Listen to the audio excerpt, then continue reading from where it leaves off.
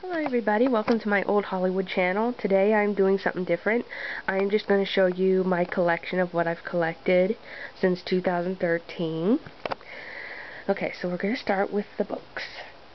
I got this a few months ago. This is Marilyn, the Star and Her Music. I got this at Ollie's. I think it was like 10 bucks, so it wasn't too bad. But the reason why I wanted this is because of the CD. I wanted the Marilyn Monroe songs, and there's a good amount of songs in here. Oh, oops. I've already opened this, so it's already crazy. But here's the back of it, and then here's the CD.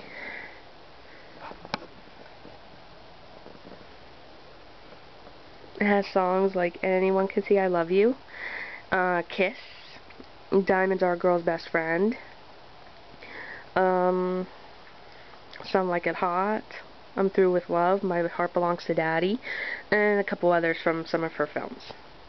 Okay. And this is what this cover thing looks like. And there's also a little booklet here, which is really cute. Oh, this thing's like coming apart.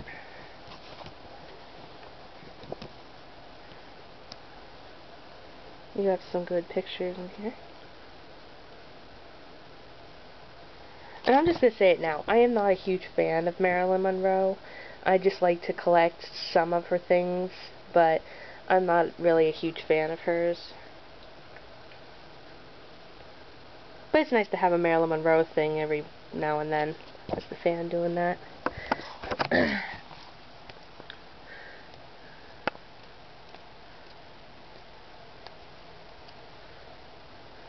Bus Stop. I recently watched that like a couple days ago.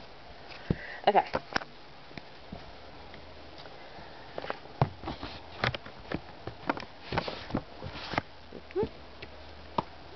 Okay, that's that one. And we got Debbie Reynolds' autobiography. I thought this was her first one, but it turned out she did one before this one. And of course she did another one, which was called The Unsinkable Debbie Reynolds, which is another good book. My mom got this for me. I think it was last year for Christmas or the year before, but it is a really good book. And I do like Debbie Reynolds. She is so cute. Okay.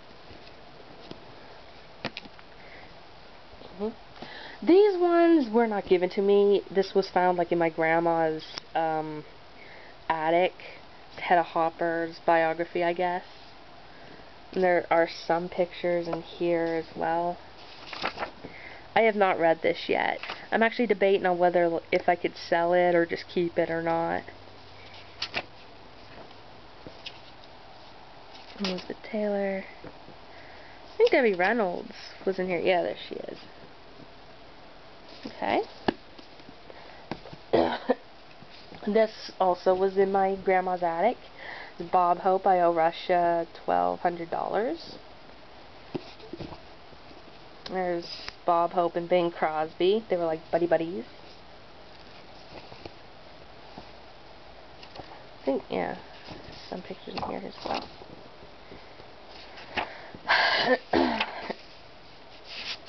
Yeah. And this one belonged to a friend of my dad's who has passed away. He had this. Lancaster herself. And again, I've never read this one, but it's nice to have some of a collection just in case if you end up wanting to read it. I think there were pictures. Yeah, there's pictures in here. I had only seen her in one movie that I didn't even know it was her. That was The Bishop's Wife with Cary Grant and Loretta Young. That was a good Christmas movie, one of my all-time favorites. Okay. That's it for the books.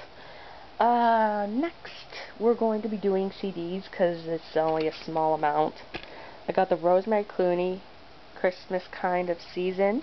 It's a good Christmas CD. I got this last year at Big Lots. Very good price. It has Rudolph the Red-Nosed Reindeer, the Christmas song, Have Yourself a Merry Little Christmas, It Came Upon a Midnight Clear, Little Drummer Boy, Jingle Bells, White Christmas, Susie Snowflake, which is my favorite, Count Your Blessings, which is also my favorite, and Silent Night. Okay. And then we got the Godzilla thing. I've had this for years, And you might say, why in the world do I have this, or why is this included in this collection? That's because it's somewhat vintage, because it is Godzilla. So, it's like one of the oldies. So, I'm not a huge fan of Godzilla, but, yeah, nice to have something from Godzilla, I guess. But I do want to see the 1954 version. Okay. Next up, I'm going to do the Vintage Mysteries. I got the Hardy Boys Tower Treasure on audiobook, which technically isn't mine, it's my brother's, but he didn't want it anymore, so he gave it to me, so thank you to my brother. And this is really cool. I think Bill Irwin did a great job narrating the voices. And then we have the Nancy Drew Mysteries, which again, they're not mine, they belong to my sister. But she said she didn't read them anymore, and she also didn't want these anymore. And these are included because the language and the style, this is clearly back between 30s and 50s at the most. From the way they do the hair, the dressing, and the way they talk, like they say swell or something like that. So, it's just the language. These two are my favorite, Secret of the Old Clock and The Hidden Staircase. The Hidden Staircase is probably my favorite. And I do want these two on audiobooks as well, because I just love listening to them on audio. The Bungalow Mystery. I have never read this one or listened to this one, but it's nice to have, and I might give it a shot sometime. Mystery at Lilac Inn I have listened to, and I really was not interested in this one. Like, this one just was one of my least favorites, unfortunately, but I would still keep it just in case. Okay. Oh, and about the Hardy Boys CD, this is my favorite, but my other favorite is The House on the Cliff, and that one is probably the best one because it's really expensive every time you try and get it. So yeah. Okay, this is going to be part 1 of this video, so look out for part 2, which will be this small pile here.